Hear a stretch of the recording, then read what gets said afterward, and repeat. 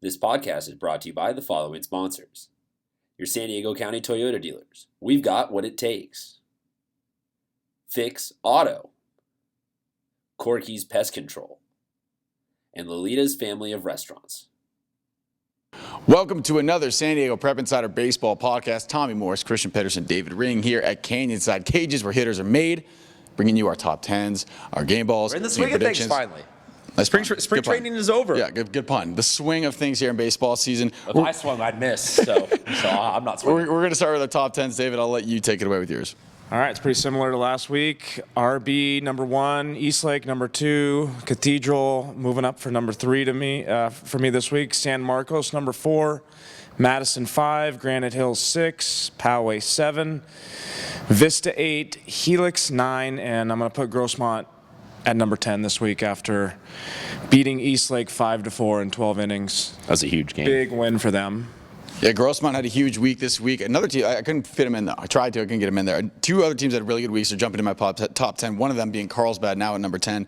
9, Scripps Ranch. 8, the other team that had a good week, Helix, over there at number 8. Number 7, Madison, dropped to 2-2. They'll pick it up, though. I'm not worried about them. Number 6. Drop to 2-2 sounds weird.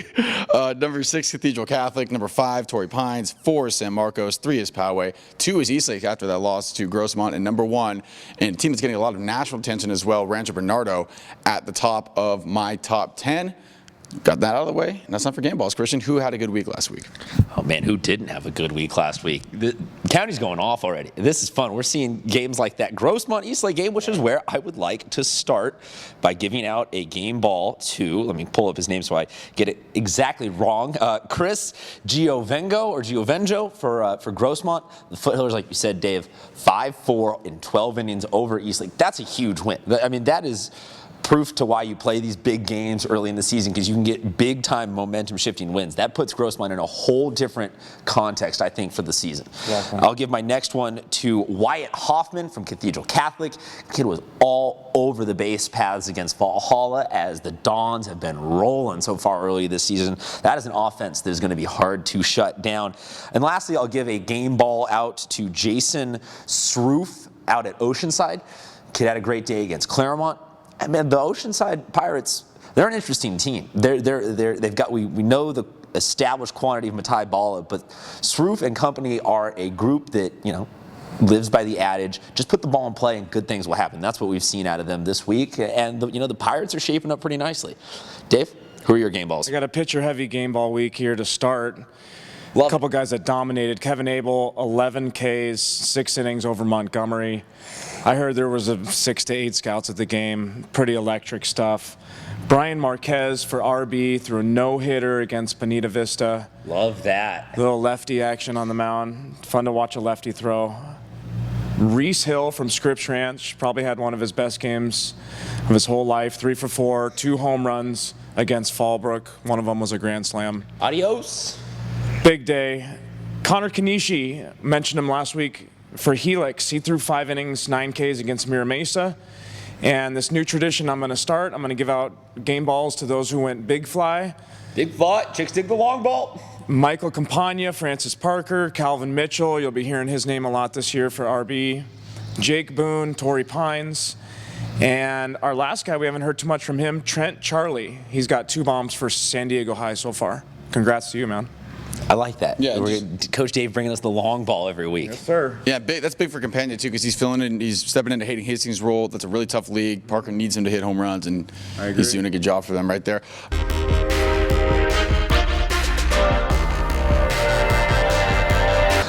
Okay, so guys, as we said all season long, we're going to be bringing you interviews. This is the part where Tommy steps away and David and I get to expose a couple of the great players in this county to the rest of you guys. You might not know them.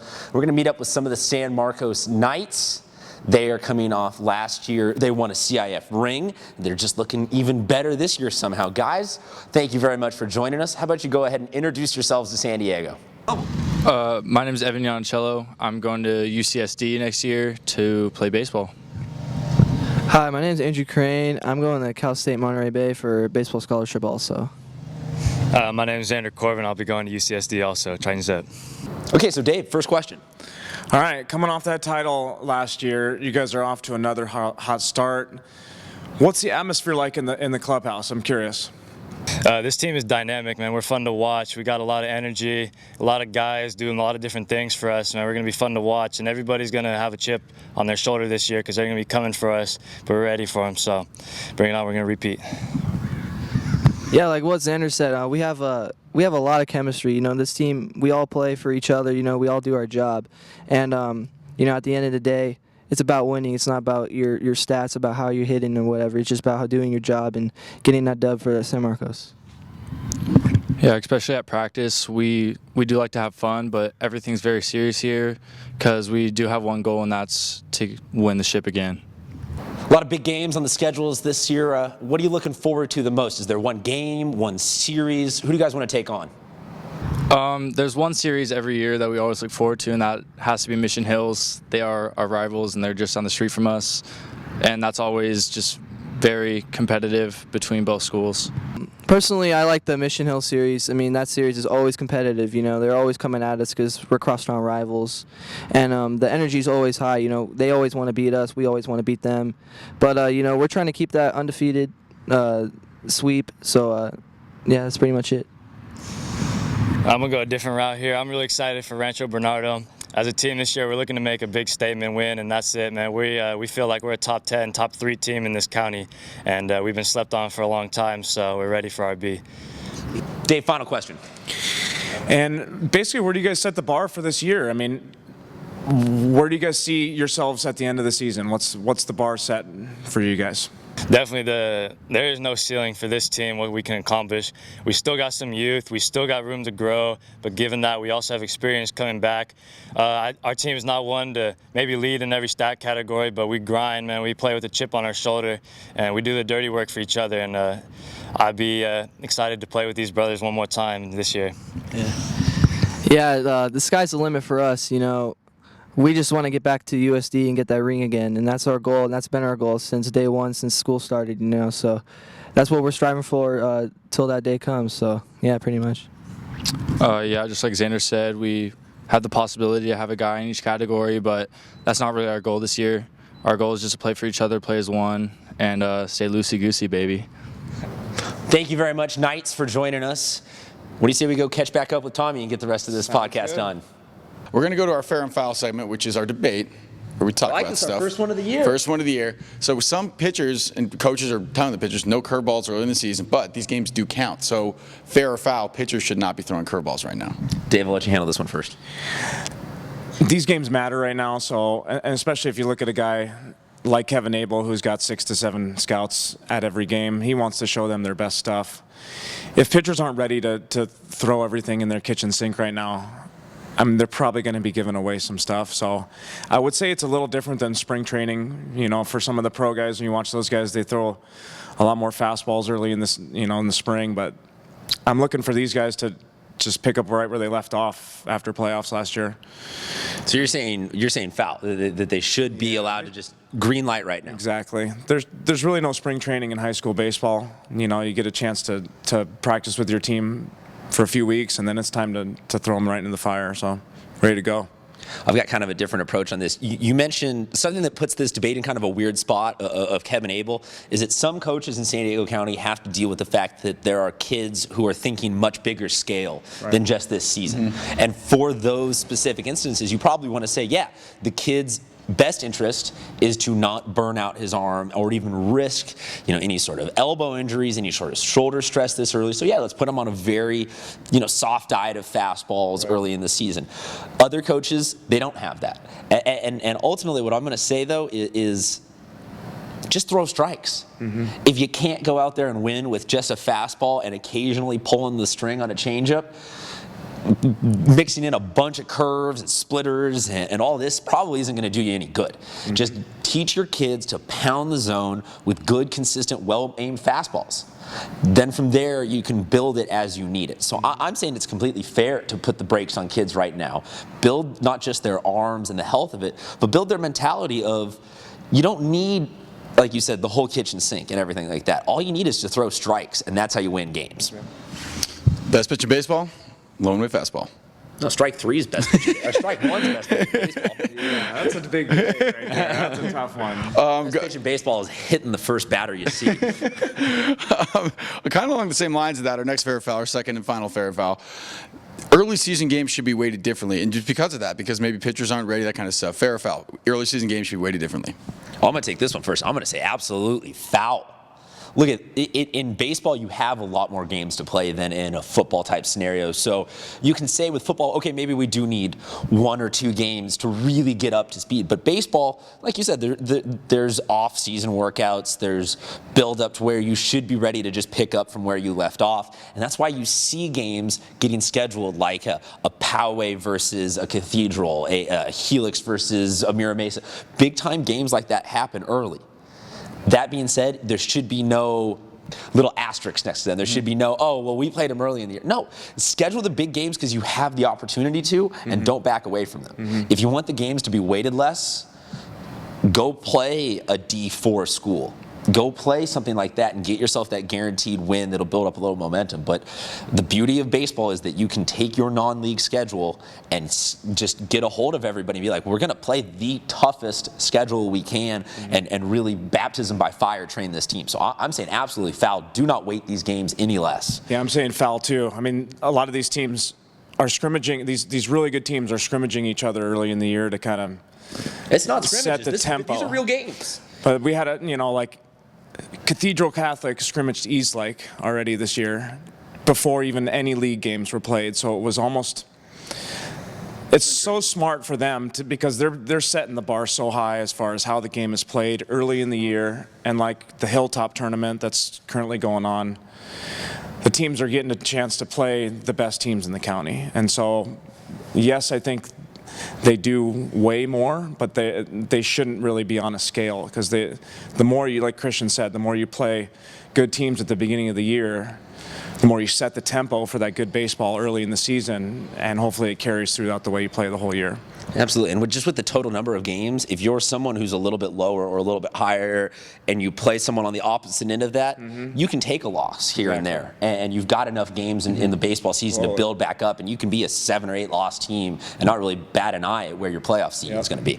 Yeah, it's always tough. Again, completely different game than any other sport because it's so dependent on who the pitcher is, and every game is completely different based on who's pitching for who. Speaking of games, let's go to our game picks. All right, here we go. First game picks. First game picks of the year. We're going to start with some games from Wednesday. It's going to be Helix playing Montgomery. I will take the Highlanders. Go Scotties. Guys, who are you taking? Well, this is going to be an interesting litmus test for Montgomery because we've talked about the Serta brothers being big for them, but I think that they are not big enough to get past Helix. Helix is a deep team. Helix is a well-balanced team. Helix is a team that's probably going to be on that dinger list of yours all season long. I'm going with the Scotties. Yeah, probably going to take them too. If they can, yes or no? No, probably. If they can have Jordan Jackson or Kanishi on the mound, they are a tough-to-beat team. So despite the fact that Montgomery has the Serta brothers, I'm going to take the well-rounded Helix team. It's a tough choice. I'd say that's one of my toughest picks. It's just going to come down to who throws best. All right, next game, the Battle of Jewel Avenue, Jewel Street? Down there in La Jolla. Jewel Street. Battle of Jewel Street down in La Jolla. We got Bishops and La Jolla. I'm going to go with the underdog here. You go with Bishops? I'm going to go with Bishops over their crosstown rival.